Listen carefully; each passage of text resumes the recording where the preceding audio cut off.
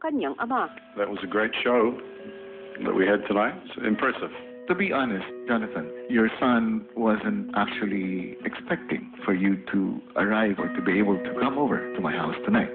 Yeah, because I travel a lot. So when we found out about this show that was going to be for a good cause, and also I thought it would be a great opportunity to see Keith again, I jumped at the chance. So I'm wondering if I can get to see him in person. I would be happy to give you this special moment with your son. Thank you. And you will have 100 seconds. Kate, pumasok ka sa confession. Keith!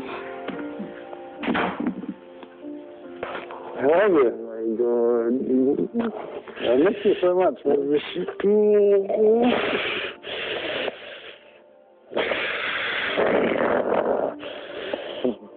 We miss you at home. Hey? It's been too long.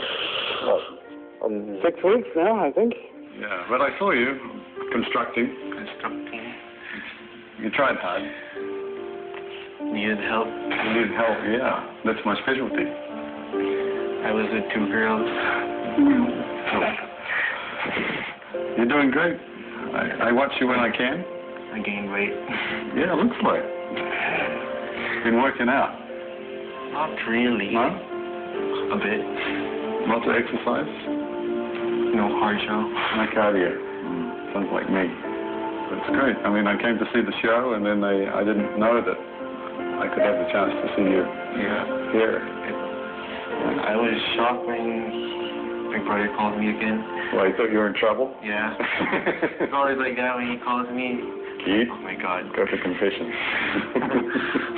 It's not always bad. Wasn't the time. Last 20 seconds. When you see you take care, huh? Come home soon. No, not, Well, not too soon. Not too soon. Okay. Kate, Well, ang 100 seconds mo ay tapos na. Bye. okay. Bye. Almost. Almost. But not quite. Not An inch. 1 inch? Stress out so much. Thank you, Kuya. Hindi ko ma-explain. Basta masaya. Kinabukasan, ang isa pang nominadong si Alec may ipinagtapat kay Jai. Sabihin ako, Jai. Ano? Basta kung ano man mangyari. Uy. May 3 bagay lang na gusto malaman. Ano? Una. Baliw ka, ano? Una.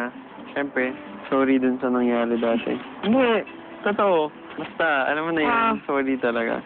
Tapos pangalawa, pinapasaya mo ako kahit iniiwasan mo ako. Pero hindi kita pinapasaya. Kaya ba ako? Pinapasaya mo ako unintentionally eh. Paano? Grabe mo Ewan ko, ka. pag nakikita kitang tumatawa, Grabe. nakikita kita iniiwasan mo ako, yung parang nabubuong ka, natutuwa ako. Promise. Okay, pangatlo, sana. Ewan ko, parang ano kasi, di ba, lahat nga tayo dito. Close, ganyan. Pero ano, parang ano, iba. Pag sa'yo, parang ano, I find you special. Hindi ko alam bakit. Wala lang. You know I'm trying not to get my mind sick on you, 'cause you're I really wanna do it to you. Ilang saglit pa tinipon na ni Kuya ang housemates para sa isang mahalagang anunsyo. Housemates, kagabi ay naganap na ang inyong Build a Big Dream concert. At tulad ng nabanggit ko, kailangan ay pasado kayo sa bawat production number upang magtagumpay kayo sa inyong weekly task. Housemates, ikinalulungkot kong sabihin na may nagsabing hindi kayo pasado sa inyong ginawang pagtatanghal. At gusto ko ring malaman ninyo sa lahat ng nanood kagabi, tanging iisa lamang ang nagsabi nito at majority ang nagsabi na kayo ay pasado. Kung kaya sila, housemates, kayo ay nagtagumpay sa inyong weekly task. At ang pinaka-importanting anunsyo sa lahat, ang kabuhang perang nalikom sa inyong concert. Bukod sa tickets, may mga mabubuting pusong nagbigay rin ng donasyon para sa mga mag-aaral ng Mababoy Elementary School sa Masbate. Housemates, ikinagagalak kong ibalita sa inyo na kayo ay may nalikom na 354,000 pesos. Congratulations, Team Housemates. Naging big success ang Build a Big Dream concert dahil sa housemates at sa mga supporters with big hearts. Nais ko pong ibahagi sa inyo na talagang masayang-masaya ho kaming lahat mula ho sa CEMEX Philippines na ibalita na tutulong po tayo sa school project ng mga PBB teens natin at magdodonate po tayo ng 500 sako ng Apo at Rizal cement po ng CEMEX Philippines para po makatulong tayo sa noble project na ito ng ating mga kabataan. Dahil sa ginawang pagtulong ng housemates, may gustong magpasalamat sa kanila. Nagustuhan mo ba yung palabas? Opo. Maraming salamat, TVB, Tina Smith, sa inyong mga tulong. God bless.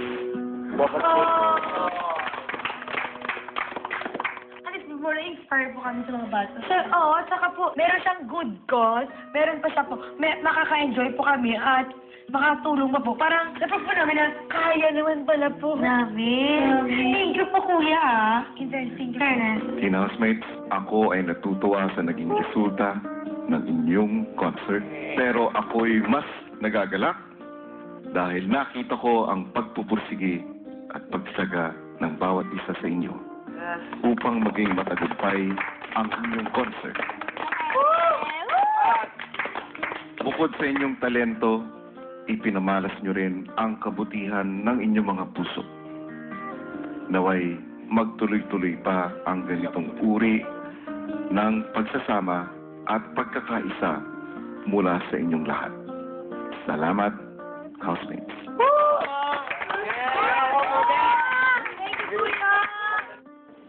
Matapos ng 2 linggong paghihirap at sakripisyo, nagtagumpay na ang housemates sa weekly task. At nagkaayos na ang dating nagkaalitang sina Kit at Karen. Pati na rin sina Myrtle at Yves.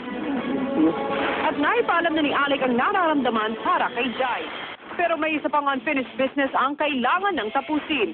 Sino sa mga nominado ang susunod ay victim sa bahay ni Kuya? Huwag tibitil dahil ang kasagutan malalaman ngayon na.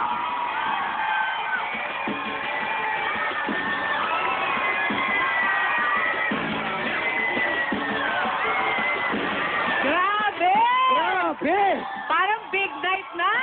Big night to, Tony. Yes, pero ito po ang aming tanong sa inyo, mga kapamilya. Sino nga ba ang latest victim sa bahay ni Kuya? Si Alec nga kaya? Or si Kit? O baka naman si Yves? Naku po, kikilalanin natin yan ngayong gabi dito lang sa 5th Eviction 9 ng Pinoy Big Brother Teen Edition 4! Hello, Philippines! Grabe! Yes! Maraming salamat sa energy, mga kapamilya. Yes, alam niyo po mga kapamilya, live na live pa rin tayo this Saturday night. At parang meron tayong Tour of Luzon na nagaganap sa labanan po ng botohan sa pagitan ng 3 lalaking nominado. Sino nga kaya sa inyong mga pambato ang mananatili at lalabas ng bahay ni Kuya? Si Kit nga kaya na taga Pampanga? Si Alec nga kaya na taga Laguna? Or si Yves na taga Tarlac? Yan ang pag-uusapan namin kasama ang mga housemates kaya't maghahanda na ako sa pakikipag-usap sa kanila. At kung nagtataka po kayo kung nasan si Robbie o ang aming boy Wale, siya naman ang may special international task this weekend. Pero kahit wala si Robbie, alam mo, gusto kong i-congratulate itong si Prati at si Robbie dahil damang-dama ang tulong nila sa naganap na Build a Big Dream concert ng Teen Housemates. Muli, nagpapasalamat po kami sa lahat ng bumili ng tickets at syempre dun din po sa mga nagbigay ng kanilang ambag. Dahil sa inyo, Di ba napaka-touching nung Oo. napanood natin, nagpapasalamat ng bata, magiging mas komportable po ang pag-aaral ng mga estudyante ng Mababoy Elementary School nitong darating na school year. Abangan po ang kabuang kwento ng mga kabataang nagsiswimming para lang pumunta sa 200 school. meters. Grabe ang nilalamon Ay, talaga naku nila. talaga. Sa ilan sa mga darating na Sabado po sa MMK. At kung meron po mga kapamilya na gusto pa rin tumulong, pwede po yan. Kami po ay nananawagan sa inyong mga puso. Tumawag lang po kayo sa mga lingkod kapamilya numbers na nakikita nyo sa inyong mga screens. Yes, at syempre nagpapasalamat rin kami sa mga sumuporta online sa concert dahil sa inyo, meron tayong 13 trending topics sa gabi on 13? Twitter. Kahit 10 lang, 13, sumobra pa. Sumobra pa Oo. 13 at maging sa gabing ito tuloy-tuloy pa rin po ang ating chismisan at kwentuhan sa official Twitter account, official Facebook account at maging sa official mobile app. Ibibigay ko rin sa inyo ang exclusive behind the scenes ng naganap nating eviction night sa pinoybigbrother.com/livechat. Ikaw na si Boy Curacha. Grabe, Tonight. Ikaw na. Ako rin sa live chat, mga kapamilya. Pero sino kaya ang susunod na teen housemate na lalabas sa bahay ni Kuya? Mga kapamilya, sagarin na po ang pagboto because you only have 13 minutes left to vote. Yes, bumoto na kayo. Kung nanood po kayo ng Sabaduber kaninang hapon, alam niyo po na ang nahuhuli ang isang nominado po with only 19% of the Grabe vote. yun, Bianca. Ang dalawa pong nauna, parehong 40% at ang nahuli po, 19%. Sino-sino kaya yon? At pwede niyo pang iligtas itong may 19% na ito. Kaya bumoto na kayo. Pero sa ngayon, kumustahin naman natin ang teen housemate sa loob ng bahay ni Kuya kasama ni Tony.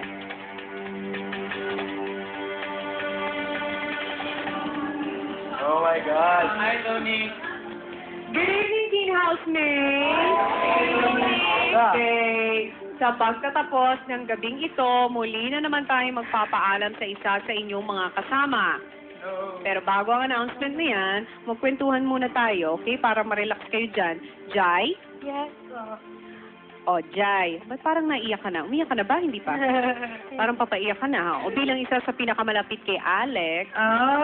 Ahang. Ano ba ang nararamdaman mo na maaari ka magpaalam sa kanya sa pagtatapos ng gabi? Siyempre po, kinakabahan. Mhm. Pero, dapat positive lang. Ba't may hawak ka na ng tissue? Ready ka na talaga? Hindi mo. Ay, nako. O, ito naman si Karen. O, nadaig pa ang aso't pusa. Sasamahan nila ni Kit dyan sa loob ng bahay. O, kung sakali naman na siya ang lalabas ngayong gabi, kamusta na ba yung estado ng samahan ninyo? Nagkaayos na ba kayo? Hindi na ba kayo masyado nag-aaway lagi? Actually po, kakaaway lang po namin kayo. Bakit na naman? Ano na naman ang pinag-awayan? Dahil sa lip balm. Bakit? Ano naging Sabi problema ko sa lip balm? natapon yung lip balm, tapos tinapon niya. Kanina yung lip balm? Sa kanya. Oh, tinapon mo? Tinapon niya? Tinapon, sabi ko natapon. Sabi tinapon niya. Oh, naku, ayusin niyo yan. Dahil syempre, hindi niyo naman alam kung sino lalabas ngayong gabi. Tigilan na natin ang pag-aaway. O, isa pang naging complicated ang samahan. Hindi na naman natin maikakaila si Myrtle at Yves. Dahil pang teleserye ng story niyo. Teleserye kayo, ha? O, ano naman ang bilin mo kay Yves? Nagkausap na kayo kung sakaling lalabas siya sa gabing ito. Yes po. Anong message mo sa kanya? Sige nga, message. O, go. Kung sakali lang, meron ka bang nais sabihin sa kanya? Nag-ayos pa naman si Yves. Ngayong gabi. Ayos na ayos sa pagka-gel niya. O, go. Message for him. Grabe naman kayo. For me po, just continue being someone who is very kind and very honest po. And just continue being himself po kasi ang bait niyo pong tao. Oh. Oy, continue being honest daw, Yves. Ha? Oh, tumulong naman tayo sa mga kalalakihang nominado habang natatawa si Myrtle. Okay, Alec, Kit, Yves, makinig kayong tatlo dahil ang desisyon ng taong bayan tungkol sa inyo ay sa aking pagbabalik. Grabe ako na pala ilalabas. Kaya naman mga kapamilya, ang pagsasara ng botohan at ang pangalan ng latest evictee na teen housemate ay sa pagbabalik ng Pinoy Big Brother Teen Edition 4. Kina, Alex, Kit, at Yves. ang naging real sa bahay ni Kuya. To vote for your nominated teen housemate, text BB, space, name of housemate, and send to 2331 for Globe, TM, and Sun Cellular subscribers. 231 for Smart and Talk and Text subscribers. Kapamilya, vote wisely. Pinoy Big Brother Teen Edition 4. Isang mandirigmang